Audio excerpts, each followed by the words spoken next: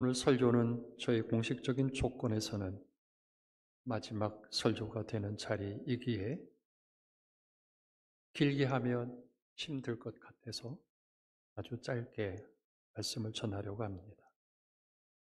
오늘 설교의 배경은 마지막으로 말씀하셨던 주님의 모양을 보고 또 마지막으로 권면했던 모세와 여호수아 그리고 바울이 마지막으로 설교했던 부분들을 함께 생각하면서 그동안 44년 동안의 목사로서의 설교를 오늘 마무리하려고 합니다. 그 첫사람 모세의 마지막 이스라엘 백성들에게 주셨던 말씀입니다. 광야 40년을 이스라엘 백성들과 지나다가 하나님의 계획에 따라서 가나안에 들어가지 못하지만 느보산에서 마지막 설교를 이스라엘 백성들에게 전하였던 말씀입니다. 모세는 이스라엘 백성들에게 하나님을 이렇게 소개했습니다. 신명기 33장 2절로부터 3절 말씀을 함께 읽어보죠. 시작. 그의 오른손에는 그들을 위해 번쩍이는 불이 있도다. 여호와께서 백성을 사랑하시나니 모든 성도가 그의 수중에 있으며 주의 발 아래에 앉아서 주의 말씀을 받는도다. 생각해보니 지난 44년의 여정에 하나님의 그 번쩍이는 불이 이 교회를 지켜주셨고 또한 주님의 말씀을 이 교회 안에서 이 성전에서 지금까지 듣게 된 줄로 믿습니다. 번쩍이는 불 아래에서 하나님의 말씀을 들을 수 있다는 것은 특권입니다. 하나님의 은혜입니다. 조건도 배경도 능력도 안 되는 것 같은데 하나님은 여러분의 교회를 여기까지 사용하셨고 또한 이 교회 안에서 하나님의 말씀을 듣게 하셨습니다. 때문에 우리는 늘 기억해야만 합니다. 교회는 거룩한 곳입니다. 세상의 방법과 세상의 논리와 세상의 모양으로 휩싸여지는 곳이 아닙니다. 교회는 거룩하신 하나님의 오른손에 붙잡혀진 불 있는 곳임을 기억하고 동시에 오늘 이 자리에 하나님 계신 두려움도 함께 공유하며 믿음의 자리를 만들어 가야 합니다. 이스라엘 백성들을 40년 동안 지켜주신 그 불, 여러분의 교회도 이 불이 아니었더라면 여기까지 올 수 없었습니다. 수많은 난제 앞에서 견뎌낼 수 있었고 감당치 못하는 교회 건축도 여러 번 이겨낼 수가 있었기 때문입니다. 그렇게 할 수 있었던 것은 인간적인 재능이 아니라 순전히 하나님의 불같은 능력이었습니다. 때문에 우리 앞에 교회 앞에 양탄자가 깔려있지 않다 할지라도 45년 동안 이 교회에 불로 역사하셨던 그 하나님의 손에 붙잡혀지는 교회가 된다면 여러분의 교회는 분명 승리할 줄로 믿습니다. 그래서 기억하여야 함은 그 불같은 능력을 갖고 계신 하나님 앞에 우리 자신 한 사람 한 사람이 서 있다라고 하는 사실을 잊어서는 안 됩니다. 어떤 목사님은 강단에서 늘 이렇게 선포하셨습니다. 시퍼렇게 살아계신 하나님, 우리는 늘 하나님 앞에 서 있습니다. 그분의 시선은 늘 우리를 향하여 고정시키고 있습니다. 그래서 시편 기자는 이런 고백을 하지 않았습니까? 시편 121편 1절부터 3절 말씀. 내가 산을 향하여 눈을 들리라. 나의 도움이 어디서일까? 나의 도움은 천지를 지으신 여호와께로소로다. 여호와께서 너를 실족하지 아니하게 하시며 너를 지키시는 이가 졸지 아니하시리로다. 아멘. 부모의 시선이 어린 자식에게 맞춰진 것처럼 하나님의 시선이 벗어나지 않고 여전히 여러분의 교회에 함께 할 것이며 불의 능력으로 덮어줄 줄로 믿습니다. 두 번째는 여호수아의 마지막 말입니다. 사사기서 23장 3절 말씀을 읽어보면 시작. 너희의 하나님 여호와께서 너희를 위하여 이 모든 나라에 행하신 일을 너희가 다 보았거니와 너희의 하나님 여호와 그는 너희를 위하여 싸우신 이시니라. 아멘. 이스라엘 백성들에게 여호수아는 말합니다. 하나님이 싸우셨다. 역사는 여러분 지워지지 않습니다. 물론 역사를 왜곡하기 위해서 갖가지 인간적인 방법으로 자기의 유익을 위해서 그 역사를 만들어 가지만 그렇다고 해서 역사가 지워지는 것은 아닙니다. 때문에 역사가 없는 민족이나 역사가 없는 교회나 역사가 없는 개인은 미래가 없습니다. 역사적 의미를 갖지 않는 자는 결코 희망을 맛볼 수 없습니다. 여호수아는 110세에 죽고 나자 그 여호수아의 말씀을 들었던 이스라엘 백성들의 모양은 사사기서 2장 10절에 보면 이렇다라고 기록합니다. 시작. 그 후에 일어난 다른 세대는 여호와를 알지 못하며 여호와께서 이스라엘을 위하여 행하신 일도 알지 못하였더라. 여러분, 역사가 얼마나 중요합니까? 1세대가 끝나자마자 그들은 그 역사를 영위하지 않았습니다.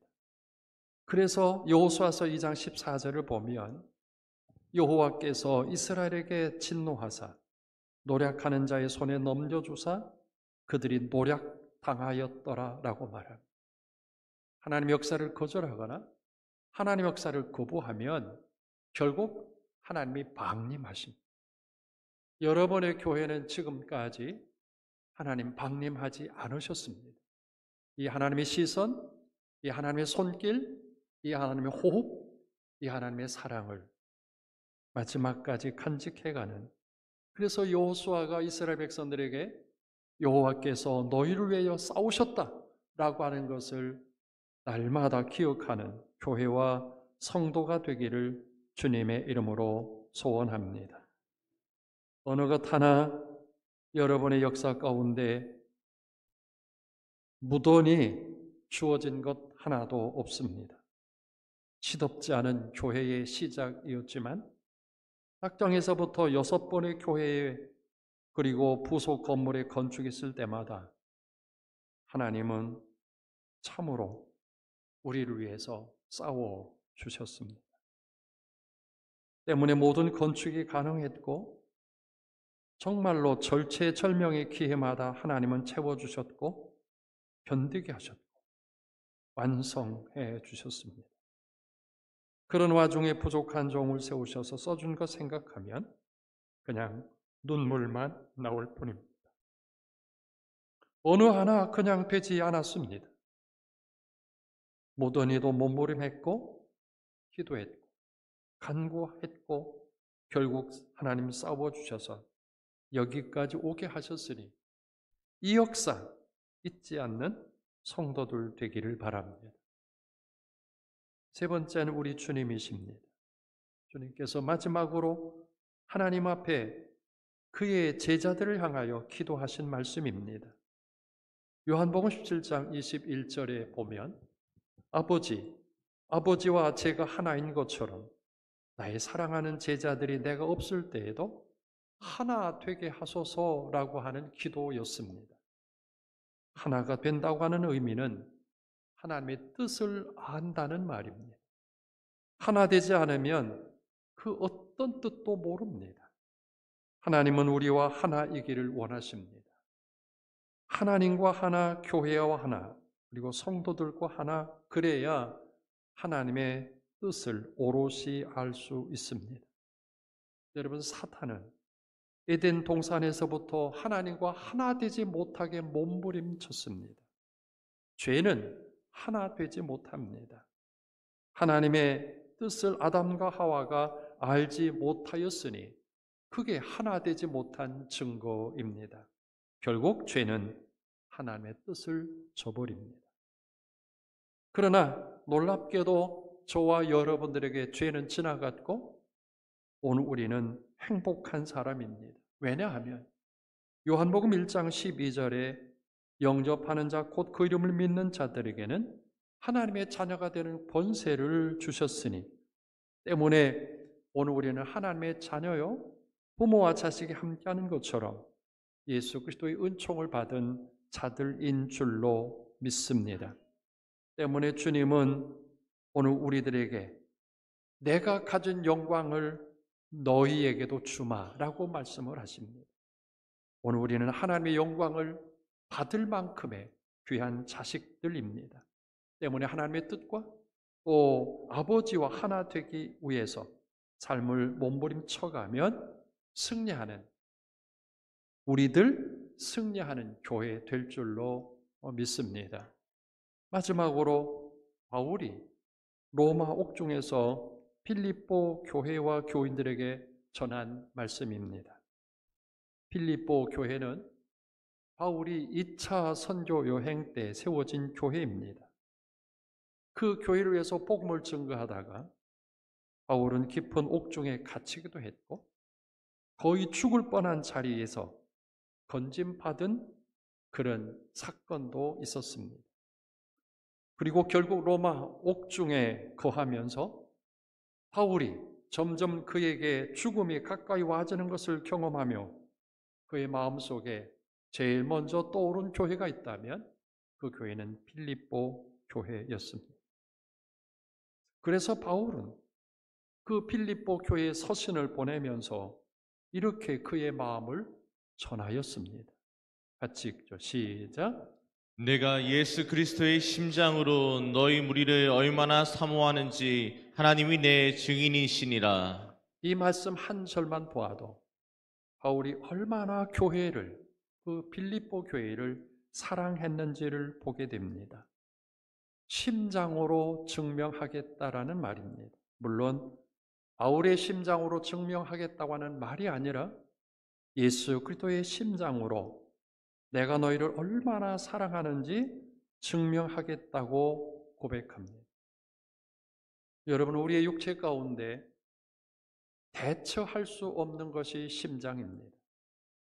인공관절이라든지 인공뼈를 통해서 우리의 연약하고 퇴행된 부분들을 대처할 수 있지만 심장은 아직까지 대체할 수 없습니다. 저는 며칠 동안 심장을 매만져 가면서 더 좋은 심장으로 다듬어졌으면 좋을 텐데 라고 생각했지만 심장은 대체물이 없습니다. 그래서 어떤 사람들은 사랑을 고백할 때마다 심장을 이야기합니다. 진정한 사랑은 다른 것으로 대처할 수 없습니다. 그 무엇으로 진실한 사랑을 대신할 수 있겠습니까? 사람의 언어로, 세상의 물질로, 그리고 갖고 있는 배경으로, 사람이 만들어내는 공로로 사랑을 대처할 수 없습니다. 때문에 바울은 필립보 교회를 사랑한다고 자기 심장을 증거 삼은 것이 아니라 예수 그리스도의 심장을 표현하며 말했습니다. 내가 너희를 사랑하는데 예수 그리스도의 심장으로 교회를 사랑한다고 고백합니다. 이어서 바울은 이렇게 주님의 심장으로 사랑했던 교회를 향하여 필립보서 1장 6절 말씀을 읽어보면 시작. 너희 안에서 착한 일을 시작하신 이가 그리스도 예수의 날까지 이루실 줄을 우리는 확신하노라. 너희 속에 착한 일을 시작하신 하나님.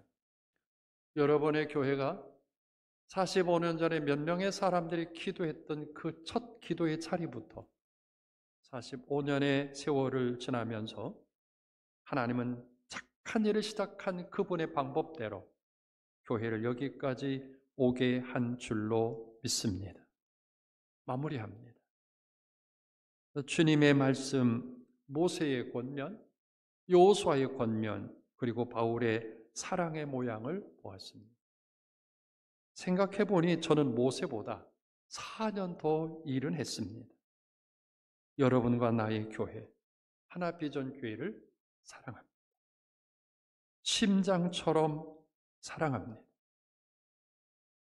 제 손을 거쳐 안 가면 안 되는 줄 알고 몸을 던진 44년 동안 사랑했던 교회입니다.